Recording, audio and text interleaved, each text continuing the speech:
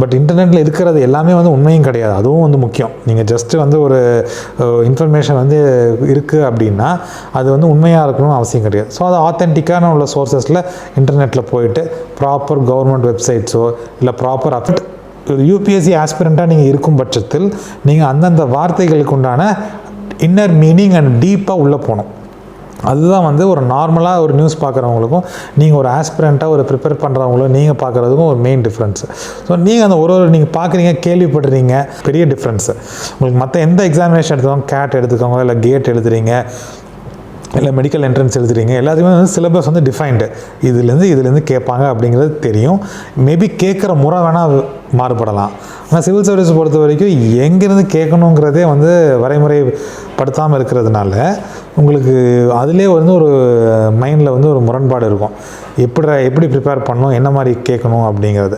So best வந்து என்ன degree நீங்கள் காலேஜில் படிக்கிறீங்களோ தயவு செய்து அதில் வந்து மெயினாக கான்சென்ட்ரேட் பண்ணி அதில் வந்து ஸ்ட்ராங்காக இருங்க. அதில் ஸ்ட்ராங்காக இருந்தீங்கன்னா 2 அட்வான்டேஜ். யூத் பேப்பரின் இனிய வணக்கம். மறக்காமல் சப்ஸ்கிரைப் பண்ணுங்கள், பக்கத்தில் இருக்க பெல் ஐகானை கிளிக் பண்ணுங்கள். தேங்க்யூ. யூத் பேப்பர் ஃப்ரெண்ட்ஸ் அனைவருக்கும் வணக்கம். என் பெயர் பிரதீப்.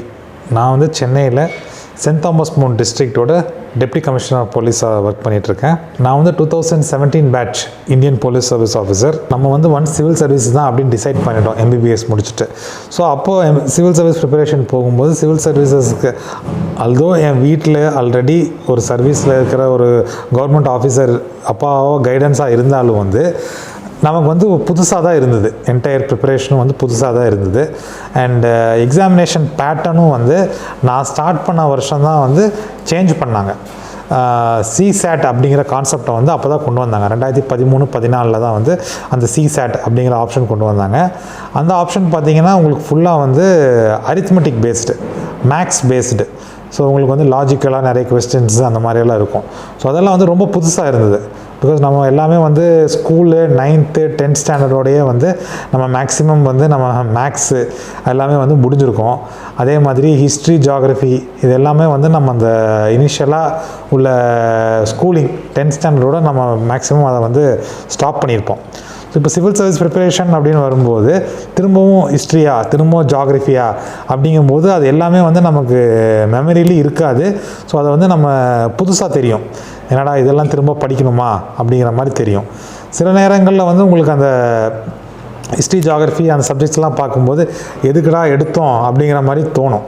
ஏன்னா அதெல்லாமே வந்து நமக்கு டச் விட்டு போயிருக்கோம். அப்படிங்கிற பட்சத்தில் அதெல்லாம் வந்து ஜஸ்ட் ஒரு பாசிங் ஃபேஸ். அது நீங்கள் இனிஷியலாக உங்களுக்கு வந்து ஒரு டஃப்பாக தெரியும். இந்த மாதிரி சப்ஜெக்ட்ஸ் எல்லாம் வந்து நம்ம ஸ்கூல் டைமில் படித்த சப்ஜெக்ட்ஸ் எல்லாம் திரும்பவும் ரிவைஸ் பண்ணும்போதோ ஞாபகம் நமக்கு ரீகலெக்ட் பண்ணும்போது சுத்தமாக இருக்காது. பட் அதெல்லாம் ஒரு இனிஷியலாக வர ஹேர்டில்ஸ் நமக்கு. பட் நம்ம ரிப்பீட்டடாக அதை அந்த ப்ரிப்பரேஷன் மூடுக்குள்ளே போயிட்டு நம்ம எடுத்து படிக்கும்போது உங்களுக்கு வந்து அந்த கிராஜுவலாக நீங்கள் 1 by 1 நீங்கள் அதை வந்து ஓவர் கம் பண்ண முடியும். அண்ட் இன்னொன்று சிவில் சர்வீசஸ் ப்ரிப்பரேஷன் பொறுத்த வரைக்கும் அந்த சிலபஸ் வந்து ரொம்ப வாஸ்ட். உங்களுக்கு நீங்கள் அந்த ரொட்டீனாக நீங்கள் அந்த பேட்டர்ன் என்ன எடுத்து ப்ரீவியஸ் இயர்ஸ் கொஸ்டின் பேப்பர் எடுத்து பார்த்தாலும் தெரியும். இல்லை அதோட சிலபஸ் என்னென்ன கேட்பாங்க அப்படின்னு பார்த்தாங்க அவங்களே ஒரு லைன் போட்டிருப்பாங்க. இது வந்து it is only indicative. Civil சர்வீசஸில் யூபிஎஸ்சி கொடுக்குற அந்த சிலபஸ் லிஸ்ட்டே வந்து it is indicative, it is not exhaustive. இதுதான் முழுமையாக உங்களை கேட்கணும் அப்படிங்கிறது கிடையாது. இதில் இருந்தாலும் கேட்கலாம் அப்படிங்கிறத சொல்கிறாங்க.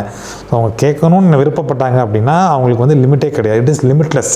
ஸோ அதுதான் வந்து சிவில் சர்வீஸ் எக்ஸாமினேஷனில் மற்ற எக்ஸாமினேஷனுக்கும் உள்ள பெரிய டிஃப்ரென்ஸு. உங்களுக்கு மற்ற எந்த எக்ஸாமினேஷன் எடுத்துக்கோங்க, கேட் எடுத்துக்கோங்க, இல்லை கேட் எழுதுறீங்க, இல்லை மெடிக்கல் என்ட்ரன்ஸ் எழுதுறீங்க, எல்லாத்துக்குமே வந்து சிலபஸ் வந்து டிஃபைன்டு. இதுலேருந்து கேட்பாங்க அப்படிங்கிறது தெரியும். மேபி கேட்குற முறை வேணால் மாறுபடலாம். ஆனால் சிவில் சர்வீஸ் பொறுத்த வரைக்கும் எங்கேருந்து கேட்கணுங்கிறதே வந்து வரைமுறைப்படுத்தாமல் இருக்கிறதுனால உங்களுக்கு அதிலே வந்து ஒரு மைண்டில் வந்து ஒரு முரண்பாடு இருக்கும். எப்படி ப்ரிப்பேர் பண்ணணும், என்ன மாதிரி கேட்கணும் அப்படிங்கிறது. ஸோ பெஸ்ட்டு வந்து இதுக்கு வந்து ஒரு ஓப்பன் மைண்ட் வச்சுக்கணும்.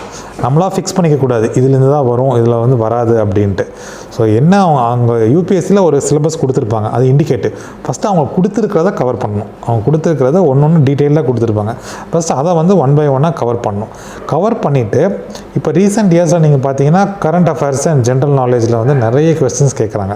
கரண்ட் அஃபேர்ஸ் இப்போ ரீசெண்டாக வந்து ரஷ்யா யுக்ரைன் வார் போயிட்டுருக்கு அப்படின்னா அதுலேருந்து என்ன கேட்கலாம். ஸோ அதில் உங்களுக்கு கேட்கலாம். கேட்கலாம். அதோட ரஷ்யா யூஎஸ் வந்து என்ன ஆலி, NATO treaty, north Atlantic treaty organisation, அதுனா என்ன, அது எந்த வருஷம் ஃபார்ம் ஆனது, இப்போ யுனைடெட் நேஷன்ஸ்னு ஒரு கான்செப்ட் இருக்குது, அவங்க ஏன் வந்து இந்த போரை வந்து தடுத்து நிறுத்த முடியல, அவங்களுக்கு என்ன மேண்டேட் இருக்குது. அப்போ யுனைடெட் நேஷன்ஸில் வீட்டோயிங் பவர் அப்படின்னு நீங்களாம் நியூஸில் பார்ப்பீங்க. வீட்டோ பவர்னால் என்ன, அது எந்தெந்த நாடுகளுக்கெல்லாம் வழங்கப்பட்டிருக்கு. அதே மாதிரி யுனைடெட் நேஷன்ஸ் செக்யூரிட்டி கவுன்சில்னால் என்ன, அதில் பர்மனன்ட் மெம்பர் யார், நான் பர்மனன்ட் மெம்பர் யார், இதெல்லாம் வந்து நீங்கள் லாஸ்ட் 1 வீக் நியூஸ் பார்த்துட்டு இருந்தீங்க அப்படின்னா எல்லா நியூஸ்லையும் இந்த வார்த்தைகள் வந்து சொல்லிகிட்டே இருப்பாங்க, பிரயோகப்படுத்திட்டு இருப்பாங்க. பட் ஒரு யூபிஎஸ்சி ஆஸ்பிரண்ட்டாக நீங்கள் இருக்கும் பட்சத்தில் நீங்கள் அந்தந்த வார்த்தைகளுக்கு உண்டான இன்னர் மீனிங் அண்ட் டீப்பாக உள்ளே போகணும். அதுதான் வந்து ஒரு நார்மலாக ஒரு நியூஸ் பார்க்குறவங்களுக்கும் நீங்கள் ஒரு ஆஸ்பிரண்ட்டாக ஒரு ப்ரிப்பேர் பண்ணுறவங்களும் நீங்கள் பார்க்குறதுக்கும் ஒரு மெயின் டிஃப்ரென்ஸு. ஸோ நீங்கள் அந்த ஒரு நீங்கள் பார்க்குறீங்க, கேள்விப்படுறீங்க அப்படிங்கும்போது உங்களுக்கு ஒன்று தெரியல அப்படின்னா, தெரியலங்கிறது ஒரு தப்பே கிடையாது. யாருக்குமே வந்து உலகத்தில் எல்லாமே தெரியும்னு யாருமே சொல்ல முடியாது. ஸோ நமக்கு வந்து தெரிஞ்சது ஜஸ்ட்டு கையளவு தான். அப்படிங்கும்போது தெரியல அப்படின்னா நல்லது தான், ஓகே, நம்ம கற்றுக்கிறதுக்கு ஒரு ஆப்பர்ச்சுனிட்டி அப்படி தான் எடுத்துக்கணும்.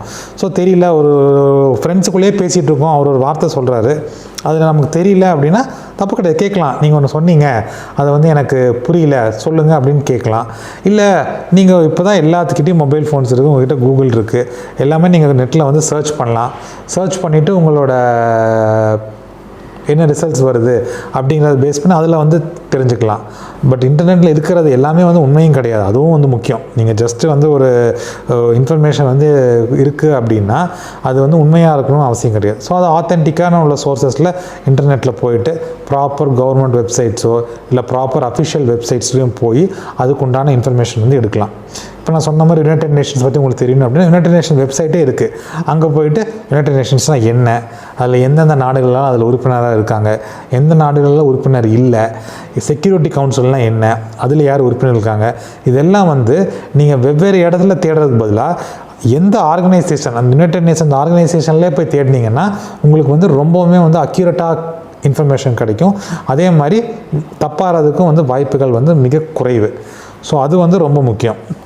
ஸோ நம்ம ப்ரிப்பரேஷன் பண்ணும்போது இந்த கரண்ட் அஃபேர்ஸு இது எல்லாமே வந்து நம்ம வந்து ஒரு மைண்டு வந்து இன்க்விசிட்டிவாக இருக்கணும். ஸோ ஒரு தேடும் மனப்பான்மை வந்து கண்டிப்பாக இருக்கணும். ஒன்று தெரியல, ஒன்று கற்றுக்கணும், புதுசாக கற்றுக்கணும், டெய்லி ஒன்று கற்றுக்கணும் அப்படிங்கிற மைண்ட் செட் இருந்தாலே வந்து டெஃபினட்டாக இந்த எக்ஸாமில் வந்து எல்லா நாளையும் சக்சீட் பண்ண ப்ரிப்பரேஷன் பண்ணுறவங்களுக்கு நான் தான் சொல்கிறேன். நீங்கள் வந்து ஃபஸ்ட்டு வந்து நிறைய பேர் வந்து ப்ரிப்பரேஷன் பண்ணும்போதே வந்து காலேஜ் ஃபஸ்ட் இயர்லேயே வந்து ப்ரிப்பேர் பண்ண ஆரம்பிக்கிறாங்க சிவில் சர்வீசஸ்க்கு. அப்போ என்ன ஆகுது அப்படின்னா, அப்படி பண்ணும்போது அவங்க காலேஜில் என்ன டிகிரி படிக்கிறாங்களோ அதுக்கு வந்து இம்பார்ட்டன்ஸ் கொடுக்கறது கிடையாது. ஃபஸ்ட் இயர்லேயே வந்து ஒரு கோச்சிங் சென்டர் சேர்றது, அதே மைண்ட் செட்டில் இருக்கும்போது அவங்க என்ன டிகிரி, எனி டிகிரி, நான் எம்பிபிஎஸ்ன்னு சொல்லலை, அவங்க பிஏ ஆகட்டும் இல்லை பிஏ ஆர்ட்ஸ் டிகிரி லிட்ரேச்சர் எதாக இருந்தாலும் அதில் அவங்க கான்சென்ட்ரேட் பண்ணாமல் ஜஸ்ட் நேம் சேக்குக்கு வந்து எக்ஸாம் எழுதி பாஸ் பண்ணிடுறாங்க. ஸோ அப்போ அவங்க கோர் ஃபீல்டு எந்த ஃபீல்டில் அவங்க டிகிரி எடுத்திருக்காங்களோ அதில் வந்து ரொம்ப வீக்காக இருக்காங்க. அப்படி இருக்கும்போது என்ன ஆகுது அப்படின்னா, உங்களுக்கு வந்து சிவில் சர்வீசஸ் படிக்கிற ஆர்வம் இருந்தாலுமே வந்து உங்களை ஒரு இன்டர்வியூ ஸ்டேஜ் அங்கெல்லாம் போகும்போது உங்கள் கோர் டிகிரி என்ன, நீங்கள் அந்த டிகிரியில் எவ்வளோ ஸ்ட்ராங்காக இருக்கீங்கிறத டெஸ்ட் பண்ணுவாங்க. அப்போ வந்து நிறைய ஸ்டூடெண்ட்ஸ் நான் பார்த்துருக்கேன், அவங்க இன்ஜினியர் முடிச்சிருப்பாங்க, பட் இன்ஜினியரிங் படிக்கும்போது செகண்ட் இயர்லேருந்து சிவில் சர்வீஸ் ஆகணுங்கிற ஒரு மைண்ட் செட்டில் இன்ஜினியரிங்கில் வந்து ஜஸ்ட் ஒரு பாஸ் பண்ணி ஒரு அந்த லெவலில் இருப்பாங்க. பெருசாக நாலேஜ் அவங்களுக்கு அந்த ஃபீல்டில் இருக்காது, ப்ராக்டிக்கலாகவும் இருக்காது. அப்படி இருக்கும் பட்சத்தில் அவங்க இன்டர்வியூக்கு போகும்போது ஒரு கெமிக்கல் இன்ஜினியராக இருப்பார், அங்கே ஏதாவது ஒரு கெமிக்கல் இன்ஜினியரிங் சம்மந்தமாக கேட்குற கேள்வி கூட அவங்களால வந்து ப்ராப்பராக பதில் சொல்ல முடியாத நிலைமைக்கு போகிறாங்க. அது வந்து ரொம்ப நெகட்டிவாக வந்து ரிஃப்ளெக்ட் ஆகும். ஸோ நான் ரிக்வெஸ்ட் பண்ணுறது இந்த வியூவர்ஸ் எல்லாத்துக்கும் வந்து என்ன டிகிரி நீங்கள் காலேஜில் படிக்கிறீங்களோ தயவு செய்து அதில் வந்து மெயினாக கான்சென்ட்ரேட் பண்ணி அதில் வந்து ஸ்ட்ராங்காக இருங்க. அதில் ஸ்ட்ராங்காக இருந்தீங்கன்னா 2 அட்வான்டேஜ். ஒன்று, நீங்கள் சிவில் சர்வீஸ் எக்ஸாம்லேயும் உங்களுக்கு ஹெல்ப் பண்ணும், ஏன்னா அதை டிகிரியிலே பேஸ் பண்ணி இன்ஜினியரிங் பேஸ் பண்ணி நிறைய கொஸ்டின்ஸ் எக்ஸாம்ஸில் கேட்பாங்க, அதுலேயும் நீங்கள் நல்லா ஆன்சர் பண்ணலாம். ரெண்டாவது, இன்கேஸ் உங்களால் அந்த நீங்கள் சிவில் சர்வீஸ் கனவோ ஏதோ ஒரு வேறு பல காரணங்கள்னால ஒரு நிறைவேறாமல் போகுது அப்படின்னாலும் நீங்கள் உங்களுக்கு கோர் டிகிரி ஸ்ட்ராங்காக இருக்கிறதுனால உங்களுக்கு ஈஸியாக வெளியில் வந்து உங்களுக்கு எம்ப்ளாயபிலிட்டி வந்து அதிகம். ஸோ இப்போ எம்ப்ளாயபிலிட்டி தான் வந்து ஒரு பெரிய இஷ்யூவாக இருக்குது. ஸோ அப்படி இருக்கும்போது நீங்கள் கோர் டிகிரியில் தயவுசெய்து நல்லா கான்சென்ட்ரேட் பண்ணுங்கள். பண்ணிவிட்டு ஒரு பார்ட் டைமாக நீங்கள் காலேஜ் படிக்கும்போது சிவில் சர்வீஸ் வந்து மைண்டில் வச்சுக்கலாம். அதுக்கப்புறம் நீங்கள் கோர் டிகிரி நல்லா முடித்து உங்கள் பக்காவாக நாலேஜ் வந்ததுக்கப்புறம் நீங்கள் ஸ்டார்ட் பண்ணீங்க அப்படின்னா ப்ரிப்பரேஷன் சிவில் சர்வீஸுக்கு உண்டான எஃபர்ட் போட ஆரம்பிச்சிங்கன்னா உங்களுக்கு உங்கள் டிகிரியோட நாலேஜும் இருக்கும், சிவில் சர்வீசஸ் தேவையான அளவும் இருக்கும். ஸோ அதனால் ஃபுல் டைமாக வந்து காலேஜ் படிக்கும் போதே ப்ரிப்பரேஷனுங்கிறது தேவையில்லாதது. அண்ட் அது it is not healthy also. ஏன்னா ரொம்ப ஸ்ட்ரெஸ் அந்த டைமில் தான் வந்து ஒரு டீனேஜ் முடிஞ்சு நம்ம ஒரு ஃபேஸில் இருப்போம் காலேஜில். அப்போ காலேஜ் லைஃப்பும் என்ஜாய் பண்ண முடியாமல், ஒரு படிப்பு நீங்கள் படிக்கிற கோர் டிகிரியும் உங்களால் ஃபுல்லாக கிராஸ் பண்ண முடியாமல், அதில் சிவில் சர்வீசஸும் நீங்கள் சேர்ந்து ப்ரிப்பேர் பண்ணும்போது பல இது சேர்ந்து மென்டல் ஸ்ட்ரெஸ்ஸு தான் ரொம்ப அதிகமாகும். அதனால் ஏதோ ஒரு டைமில் பக்காவாக கான்சென்ட்ரேட் பண்ணிவிட்டு இன்னொன்று ஜஸ்ட் ஒரு வீக்கெண்டு ஏதோ டைம் கிடைக்கிற டைமில் நீங்கள் அதை நாலேஜ் டெவலப் பண்ணுறது. அண்ட் கரண்ட் அஃபேர்ஸ் தான் வந்து ரொம்ப காமன். இப்போது கரண்ட் அஃபேர்ஸுக்கு வந்து ஜஸ்ட் நீங்கள் நியூஸ் ஒரு ½ an hour and news paper reading நீங்கள் காலேஜ் டேஸில் அந்த ஹேபிட்டை கல்டிவேட் பண்ணாலே மோர் தென் சஃபிஷியன்ட்டு. அதே உங்களுக்கு வந்து ஒரு நல்ல பேக்கிங் இருக்கும். நீங்கள் காலேஜ் டிகிரி முடிச்சுட்டு சிவில் சர்வீஸ் எக்ஸாமினேஷன்ஸ் ட்ரை பண்ணும்போது உங்களுக்கு டெஃபினட்டாக வந்து ஹெல்ப் பண்ணும். ஸோ வந்து கோர் டிகிரி வந்து டெஃபினட்டாக வந்து மேக்ஸிமம் நீங்கள் கான்சென்ட்ரேட் பண்ணணும் ஆல் ஸ்டூடெண்ட்ஸு. ஸோ அதை வந்து நீங்கள் சிவில் சர்வீஸ் ப்ரிப்பேர் பண்ணுறேங்கிற பேரில் அதை கோட்டை விட்டுறாதீங்க.